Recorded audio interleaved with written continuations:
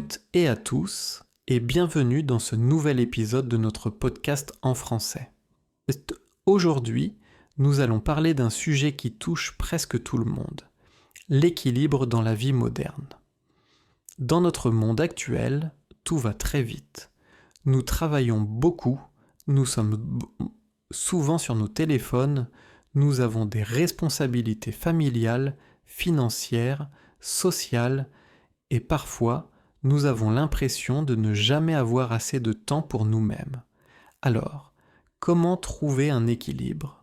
Comment vivre une vie productive sans être constamment fatigué ou stressé ? C'est ce que nous allons explorer ensemble aujourd'hui. 1.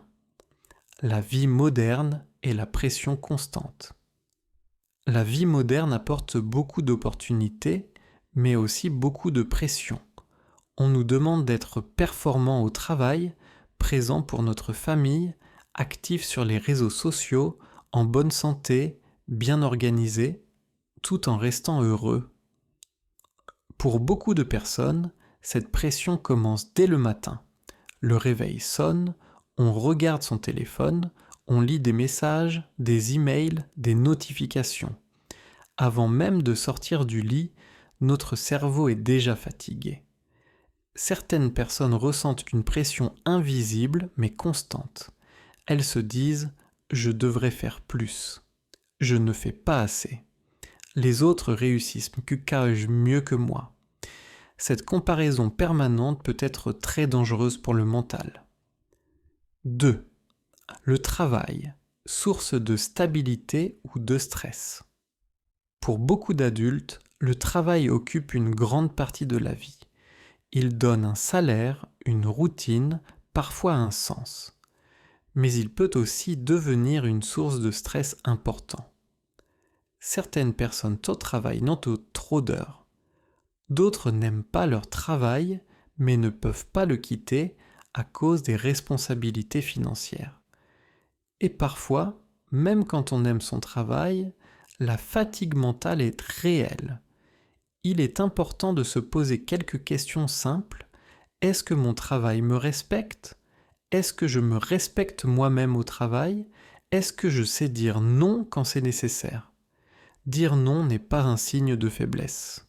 C'est souvent un signe de maturité et de respect de soi. 3. Le temps pour soi, un luxe ou une nécessité. Beaucoup de personnes pensent que prendre du temps pour soi est un luxe.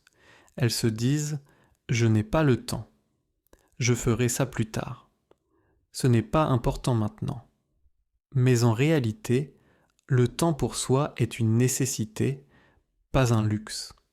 Prendre 10, 20 ou 30 minutes par jour pour soi peut changer beaucoup de choses. Ce temps peut être utilisé pour marcher, écouter de la musique, lire, méditer, écrire, ne rien faire. Oui, ne rien faire est aussi important. Le cerveau a besoin de repos pour fonctionner correctement. 4. Le téléphone et les réseaux sociaux. Les téléphones portables font partie de notre vie quotidienne. Ils sont très utiles, communication, information, navigation, divertissement. Mais ils peuvent aussi devenir une addiction. Beaucoup de personnes passent plusieurs heures par jour sur leur téléphone sans s'en rendre compte. Elles scrollent, regardent des vidéos courtes, comparent leur vie à celle des autres. Le problème n'est pas le téléphone. Le problème, c'est l'utilisation excessive et automatique. Une bonne idée est de se poser cette question simple. Est-ce que j'utilise mon téléphone ou est-ce que c'est lui qui m'utilise ? Limiter le temps d'écran, surtout le matin et avant de dormir, peut améliorer le sommeil, la concentration, l'humeur. 5. La santé mentale. En parler sans honte. Pendant longtemps, parler de santé mentale était tabou. Aujourd'hui, les choses changent, mais lentement. Se sentir fatigué mentalement, stressé, anxieux ou triste ne signifie pas que l'on est faible. Cela signifie simplement que l'on est humain. il est important de reconnaître ses émotions au lieu de les ignorer. Dire « je ne vais pas bien aujourd'hui » est un acte de courage. Parler à quelqu'un de confiance peut faire une énorme différence. Un ami, un membre de la famille, un collègue ou un professionnel. 6. Les petites habitudes qui font une grande différence. On pense souvent que pour changer sa vie, il faut faire de grands changements. Mais en réalité, ce sont les petites habitudes quotidiennes qui comptent le plus. Par exemple, boire plus d'eau se coucher 30 minutes plus tôt, marcher un peu chaque jour, manger plus lentement, respirer profondément quand on est stressé. Ces petites actions, répétées chaque jour, ont un impact énorme sur le long terme. 7. L'équilibre ne signifie pas la perfection.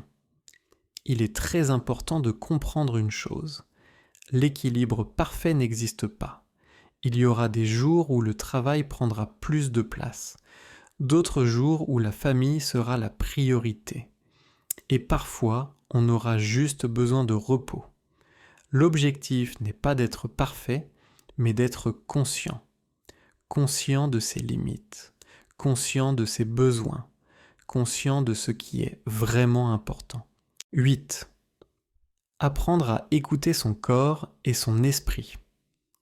Notre corps et notre esprit nous parlent constamment. La fatigue, les maux de tête, l'irritation, la perte de motivation sont souvent des signaux. Au lieu d'ignorer ces signaux, il faut apprendre à les écouter. Se reposer quand on est fatigué, ralentir quand tout va trop vite, demander de l'aide quand c'est nécessaire. Ce n'est pas un échec, c'est de la sagesse. 9. Le bonheur simple au quotidien. On pense souvent que le bonheur vient de grandes choses. Une promotion, une grande maison, beaucoup d'argent. Mais le bonheur est souvent caché dans les choses simples. Un bon repas, un rire partagé, un moment de calme, une promenade au soleil, une conversation sincère. Apprendre à apprécier ces petits moments peut transformer notre façon de vivre. 10. Conclusion. Avancer à son rythme. Pour conclure, trouver l'équilibre dans la vie moderne est un processus, pas une destination. Il n'y a pas une seule bonne façon de vivre. Chacun avance à son rythme, avec ses défis, ses rêves et ses limites. Soyez patient avec vous-même, soyez gentil avec vous-même. Et rappelez-vous, vous faites de votre mieux, et c'est déjà beaucoup. Merci d'avoir écouté cet épisode. Prenez soin de vous, et à très bientôt pour un nouvel épisode en français. 11. La relation avec le temps. Dans la vie moderne, notre relation avec le temps est souvent compliquée. Nous avons l'impression de courir après le temps, comme s'il était toujours en avance sur nous. On dit souvent « je n'ai pas le temps ». Le temps passe trop vite. Mais en réalité, le temps ne change pas. Ce qui change, c'est notre façon de l'utiliser et de le ressentir. Quand on est stressé, le temps semble plus rapide. Quand on est calme et présent, le temps semble plus lent. C'est pour cela que ralentir volontairement peut améliorer notre qualité de vie. Par exemple, faire une seule chose à la fois, manger sans téléphone, marcher sans écouter de musique de temps en temps, peut nous aider à nous reconnecter au moment présent. 12.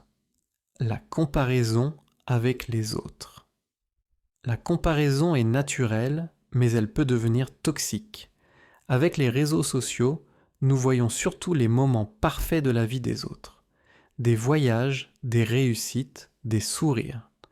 Mais ce que nous ne voyons pas, ce sont les difficultés, les doutes, les échecs, les moments de solitude.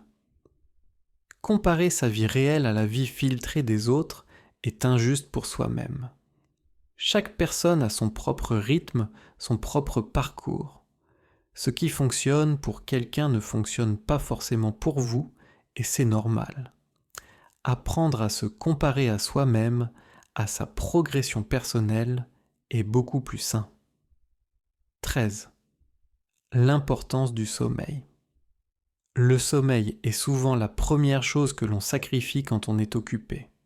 On se couche tard, on regarde encore une vidéo, on répond à un dernier message. Pourtant, le sommeil est essentiel pour la mémoire, la concentration, l'humeur, la santé mentale. Dormir suffisamment n'est pas une perte de temps. C'est un investissement pour le lendemain. Créer une routine simple avant de dormir peut aider. Réduire la lumière, éviter le téléphone, respirer profondément, se coucher à la même heure. Même de petits changements peuvent améliorer la qualité du sommeil. 14. L'alimentation et l'énergie. Notre alimentation a un impact direct sur notre énergie quotidienne. Quand on mange trop vite ou trop mal, le corps se fatigue plus rapidement. Manger équilibré ne signifie pas manger parfaitement. Cela signifie écouter son corps et trouver un équilibre. Parfois, le corps a besoin de nourriture réconfortante. Parfois, il a besoin de légèreté. Il n'y a pas de règle stricte pour tout le monde. Être attentif à ce que l'on mange et surtout à comment on mange peut changer notre relation avec la nourriture. 17. L'erreur comme apprentissage. Dans notre société, l'erreur est souvent vue comme un échec, mais en réalité, elle fait partie du processus d'apprentissage. Personne ne réussit sans échouer. Chaque erreur contient une information importante. Au lieu de se dire « j'ai échoué », on peut se dire « j'ai appris quelque chose ». Changer cette perspective réduit la peur et augmente la confiance. 20. Conclusion finale. Une vie plus consciente. Pour finir, vivre une vie équilibrée ne signifie pas éliminer le stress ou les problèmes. Cela signifie apprendre à mieux y répondre, être plus conscient de ses choix, être plus attentif à ses besoins, être plus doux avec soi-même. La vie moderne est complexe, mais avec de petits ajustements et beaucoup de bienveillance, il est possible de vivre une vie plus calme, plus alignée et plus satisfaisante. Merci encore de votre écoute. Continuez à pratiquer votre français et surtout, continuez à avancer un pas à la fois.